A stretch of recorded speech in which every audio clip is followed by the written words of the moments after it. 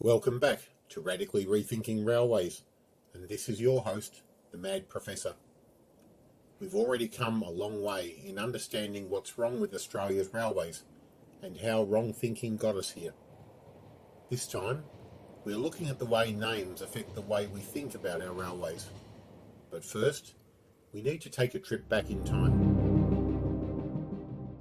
Here we are, 2,500 years ago in ancient China, during the Zhou dynasty. Let's meet Confucius and his disciple Zulu and the great sage Lao Tzu, the inventor of Taoism. They are discussing the importance of names. 为君待子而为政，子将西迁。必也正名乎？名不正，则言不顺；言不顺，则事不成；事不成，则理乐不兴；理乐不兴，则刑罚不忠；刑罚不忠，则民无所措手足。故君子明之必可言也，言之必可行也。君子于其言，无所苟而已矣。 But Lao Tzu thinks differently. 道可道，非常道；名可名，非常名。 This is hard to grasp in English. The closest I can make it is, those concepts that bear naming are not truly nameable. On our way back, let's stop in ancient Greece and meet the philosopher Plato. Here we see him pondering his perfect solids. They are all perfect, can be reduced to mathematical formula. These things can't exist in the real world, and a real example would be imperfect, no matter how well you made it. They exist in this world of ideals, from the ancient Greek word eidos, which is what he called them. His thinking has driven the rest of us into thinking of the importance of names, concepts, and definitions. We will return to the real world ourselves, to Australia and the land of the Bunurong. They are a saltwater people whose forefathers, thousands of years ago, saw the Birrarung Yallock enter the ocean directly, rather than through Nam Nam, the bay that Europeans call Port Phillip. The early railways in Australia were from Nam, also called Melbourne, to the bayside towns of Port Melbourne and St Kilda. They are still with us today. We are riding on a train on the St Kilda Railway. Some viewers are already getting angry and asking, how can you call this a train on a railway? But look at it. It has rails and tracks. The vehicle has flanged wheels.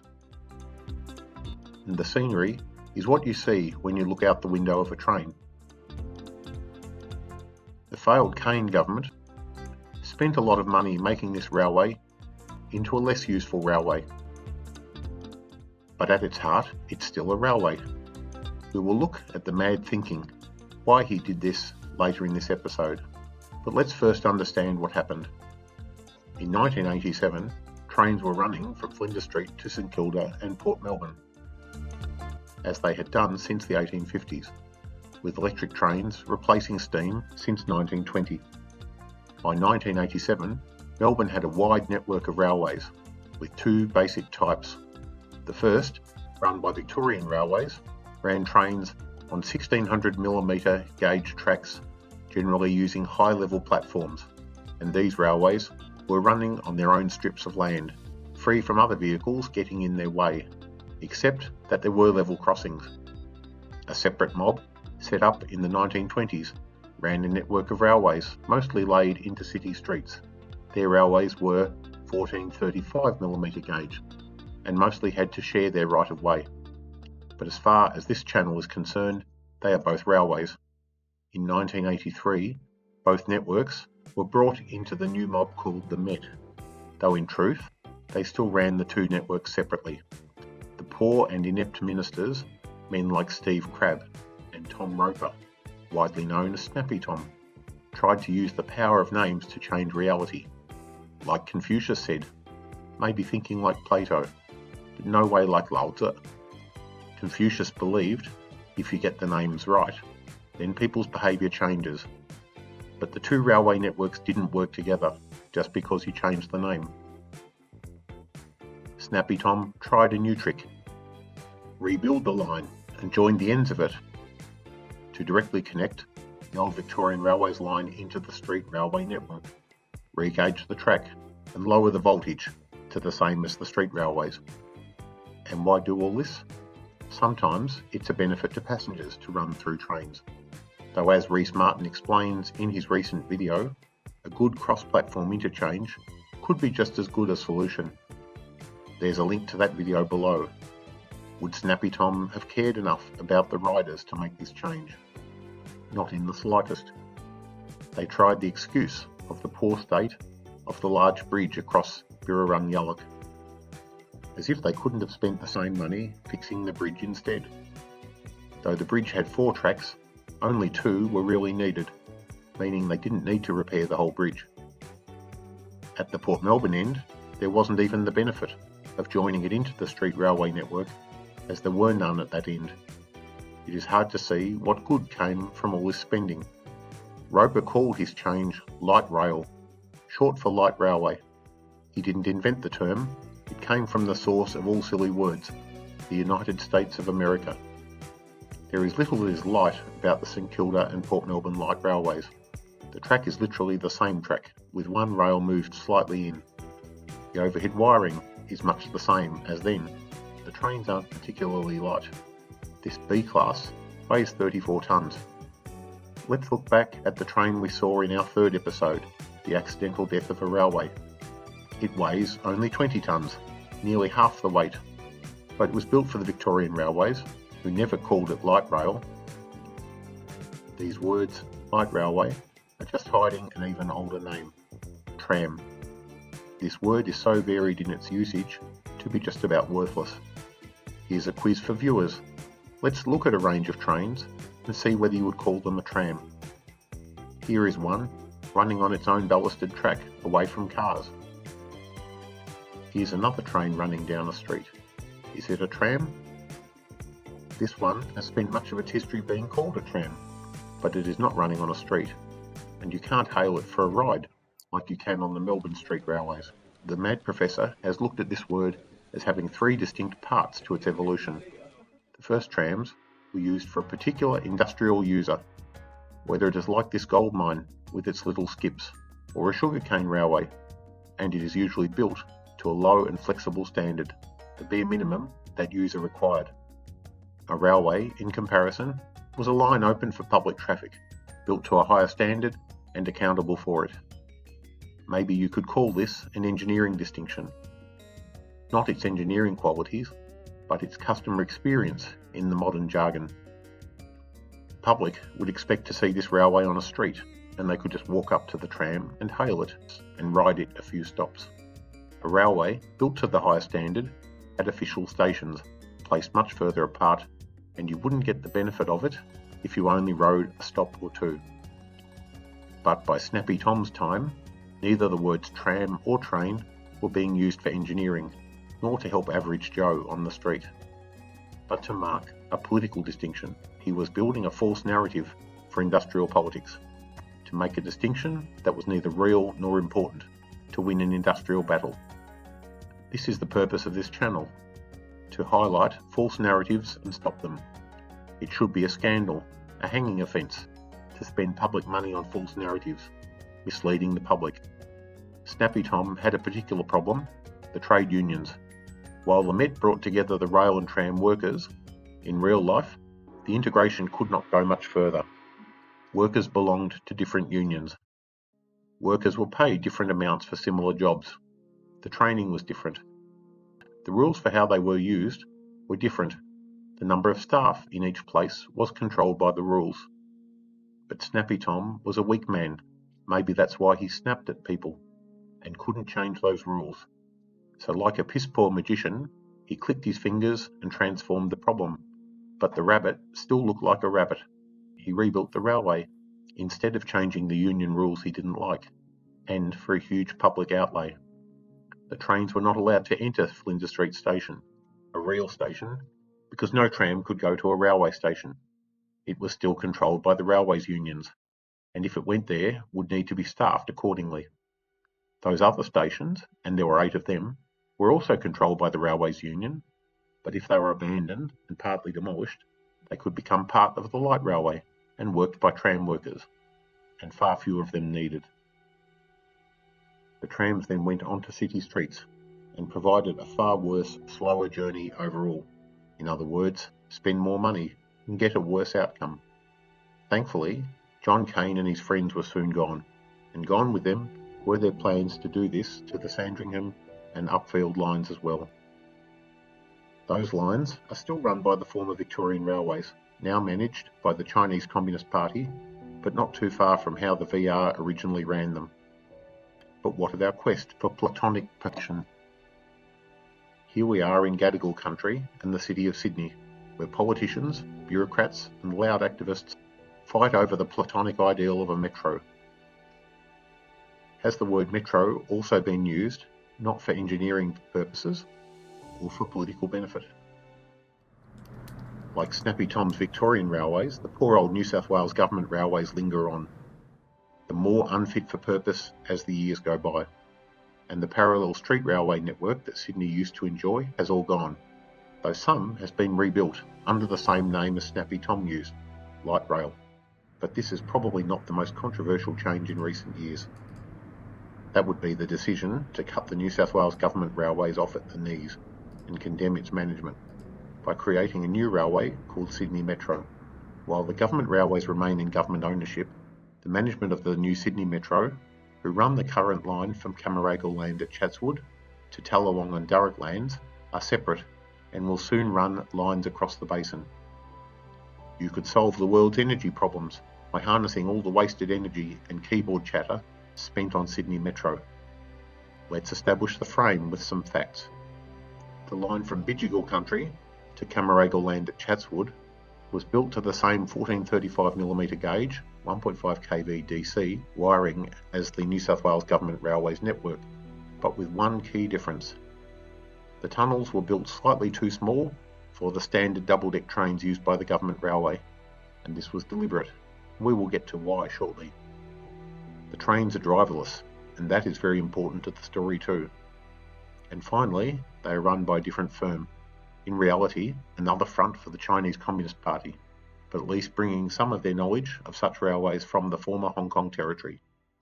Are the tunnels really too small for the government double-deck cars? Yes, though the dimensions would allow them to run a slightly smaller double-deck. They won't, but of course, why would they? They don't want them. There is a good engineering reason on urban railways to avoid double-deck trains. Though they hold more people, they can be slow to load and unload, defeating their purpose.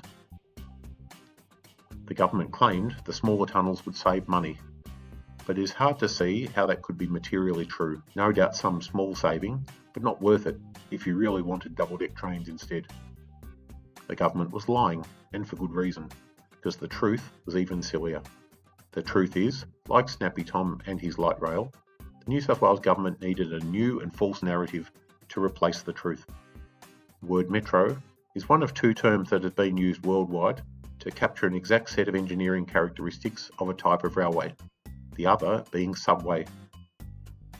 If a railway has most or all of the following characteristics, it can justify being called a metro, after the Paris Metro.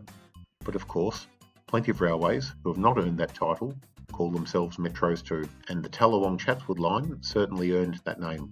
Purpose-built for large amounts of human cargo, crammed in with less seating, running at high frequency, a large part of the line underground and the rest elevated like metros worldwide.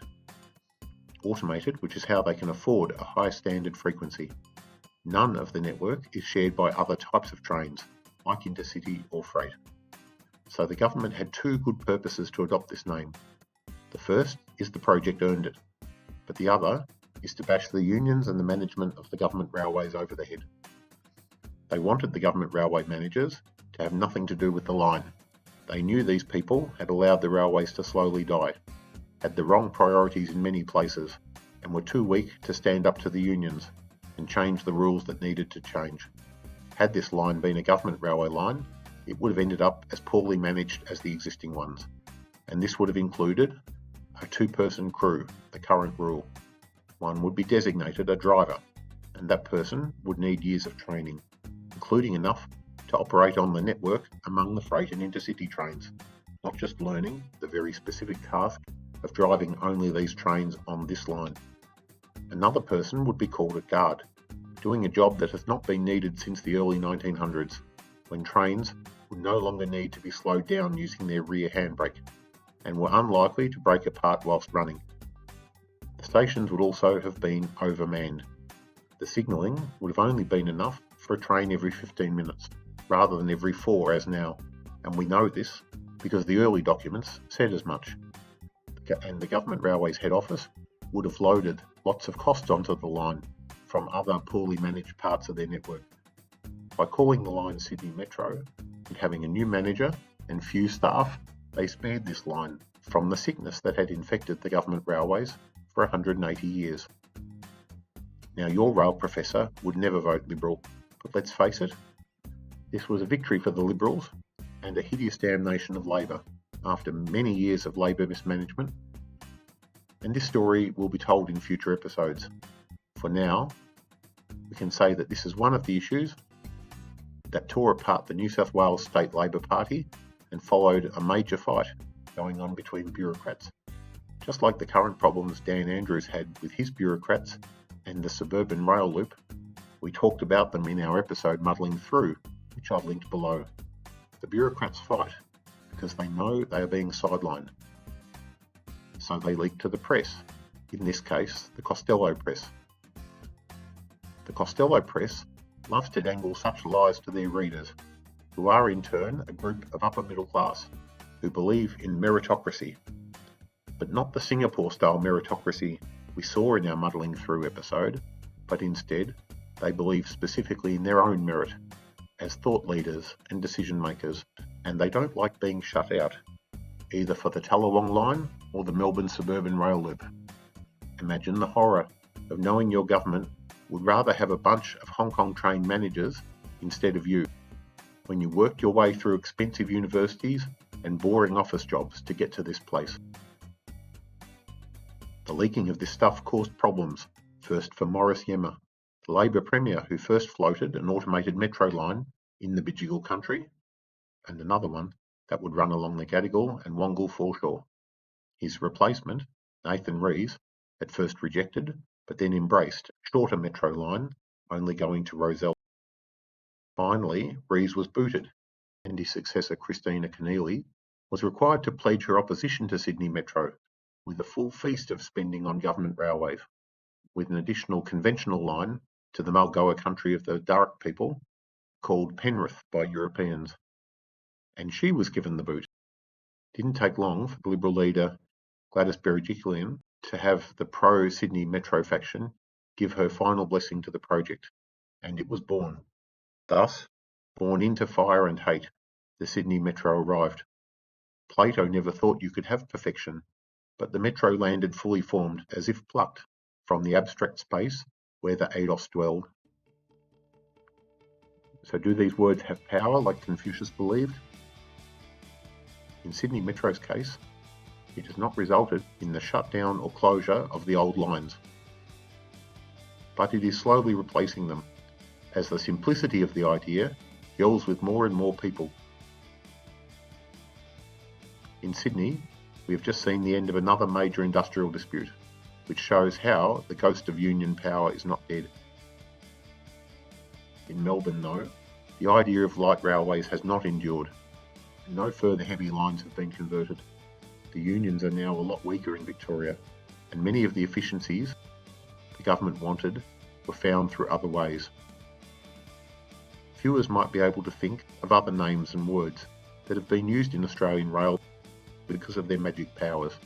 If you're going to create false narratives, you'll need to harness that power. If you can hide the narrative inside the word itself, it will be all the more powerful. Words like suburban, intercity, express, and others. All are designed to hide as much as they reveal. Look overseas if you want to see how actual railcraft is done. It can foil those wordsmiths and their manipulation. In our next episode, we will follow up our thinking about how railways can nearly die and be revived, like a flower in spring, where the wildflowers grow.